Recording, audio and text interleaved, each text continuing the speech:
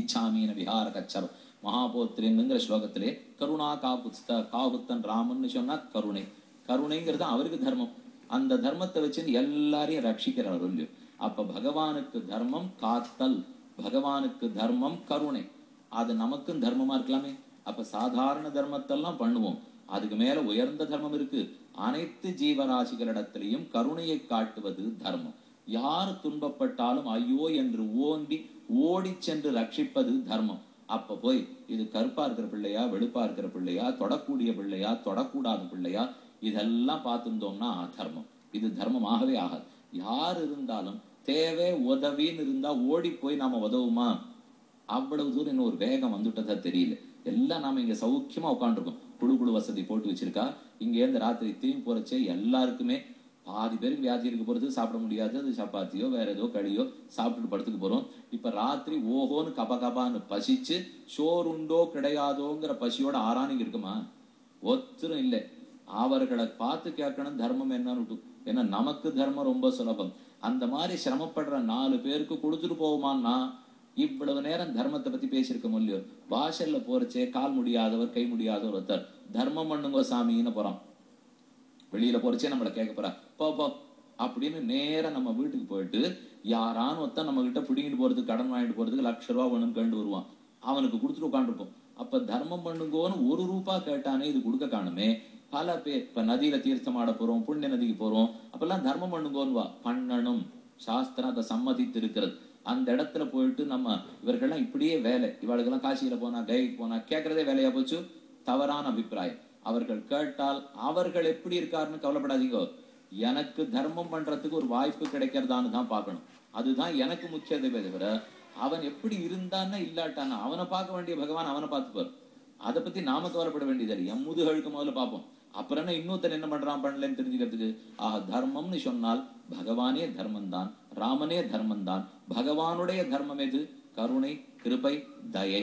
அது பகவானுடைய தர்மம் மட்டுமல்ல, ஸ்திரீ தர்மம் முக்கியமான தர்மம் இல்லையோ. அந்த ஸ்லோகத்தை மட்டும் சொல்லி முடிச்சுடுறேன். சீதையை ராமனுக்கு ஜனகர் கல்யாணம் பண்ணி கொடுக்கிறார். அப்ப சொல்ற ஸ்லோகம், இயம் சீதா மம சுதா சஹ தர்ம சரிதவ பிரதீட்சையே நாம் பத்ரந்தே பாணிம் கிருணேஸ்வ பாணினான். இவள் சீதை, என் மகள் சீதை. ஏ ராமா, உன்னுடைய கையாலே இவள் கையை பிடி. இவ்வாறு தெரியுமா? சகதர்ம சரித்தவ, நீ தர்ம மார்க்கத்தில் நடந்தால் உன் கூட தர்மத்தில் நடக்க உனக்கு கொடுக்கிறேன். அப்ப ஓரொரு பிள்ளை கல்யாணம் பண்ணிக்கிறச்சே இத சொல்லணும். விரணீமகே, நான் இந்த கல்யாணத்துக்காக உன் கையை பிடிக்கிறேன். எதுக்கு? தர்ம பிரஜார்த்தம், தர்மத்தை நிறைவேற்றுதன் பொருட்டும் அதற்காக பிரஜைகளை உற்பத்தி பண்ணுவதற்காகவும் பெண்ணே உன் கையை பிடிக்கிறேன். இதுதான் நம்ம கல்யாண மந்திரம். ஒத்தரும் கல்யாணம் பண்ணிச்சே சொல்லிக்கிறோம். அதை காதால கேட்காது தப்பு தான் இப்ப வந்தது. ஏன்னா அதை அப்பவே ஒழுங்கா கேட்டிருந்தோம்னா வம்பே இல்லை. அப்ப தர்மத்தை காப்பாற்ற பிரஜோத்பத்தி பண்ண 2வது ஞாபகம் வச்சுட்டோம், முதல்ல மறந்து போட்டோம். முதல்ல சொல்றதுங்கிறது தர்மம். தர்மத்தை ரட்சிக்கத்தான் ஆணும் பெண்ணும் விவாகம் பண்ணி கொள்ளுகிறார்களே தவிர வெறும் உடல் இன்பத்துக்காகவோ சேர்ந்து சம்பாதிக்கிறதுக்காகவோ ஒரு வங்கி கணக்கு வச்சுக்கிறதுக்காகவோ 2 பேர் பேர்ல வங்கியில காசு போடுறதுக்காகவோ இல்லை. இதுக்காக நம்ம கல்யாணம் பண்ணிருக்கோம். கல்யாணம் பண்ணது சாஸ்திரம் சொன்னபடி தர்மத்தை அனுஷ்டிப்பதற்காக.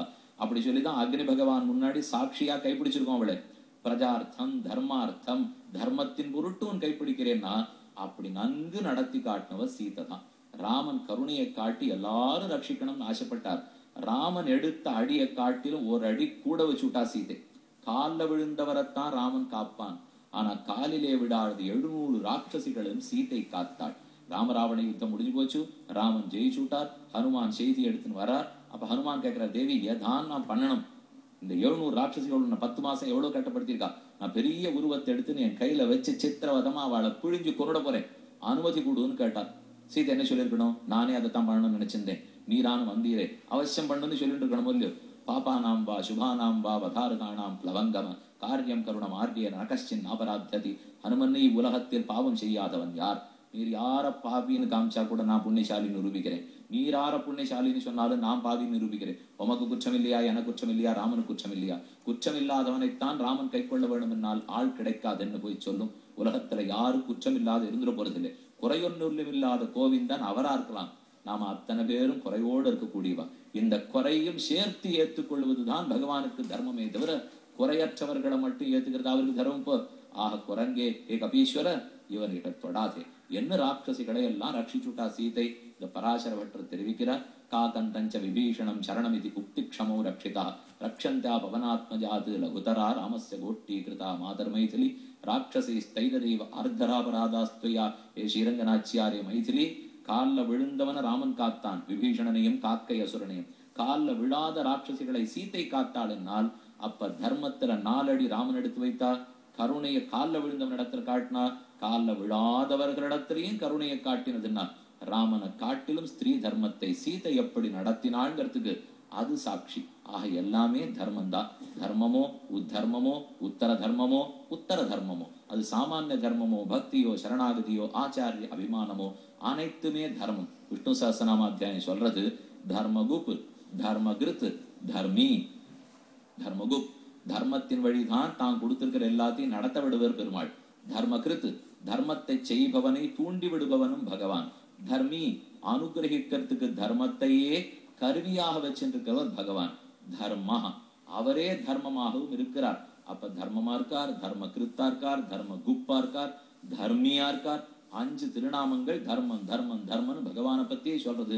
ஆக அந்த பெருமான தர்மம்னு புரிஞ்சுட்டோம்னால் அப்ப அவர் ஆசைப்பட்டபடி நமக்கு விதிக்கப்பட்ட தர்மத்தையே செய்து கொண்டிருப்போம். ஏழை எளியவர்களுக்கு உதவுவதோ வாயாலும் மனத்தாலும் மெய்யாலும் யாரிடம்